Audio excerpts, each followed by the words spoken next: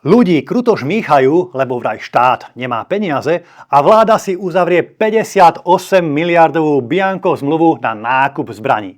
Bez súťaže, bez obstarávania s utajenými prílohami. Včera bola zverejnená čerstvá rámcová zmluva na nákup zbraní a munície pre ministerstvo obrany za 58 miliárd eur bez DPH samozrejme. Keď som si chcel pozrieť prílohy a ceny, tak som si spomenul na tie Leyenovej vyčernené zmluvy s Pfizerom, pretože pri smeráckých zmluvách som takisto narazil na toto. Ako inak, všetko utajené, neprebehlo na to žiadne verejné obstarávanie, žiadna súťaž, lebo zbrane, lebo armáda, lebo je to všetko tajné.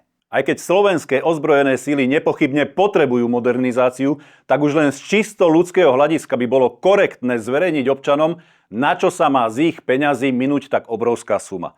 Podľa medializovaných informácií sa má jednať o ťažké nákladné terénne automobily, minomety, delostrelectvo, delostreleckú muníciu, útočné pušky, samopaly, odstreľovačky a tak ďalej. Ale popravde to nevieme. A hlavne nepoznáme ani ceny. Môžeme len hádať a spoliehať sa na to, že nominanti tejto vlády nakúpia všetko výhodne, o čom máme po skúsenostiach z minulosti, ale aj po poslednej kauze Voderady vážne pochybnosti.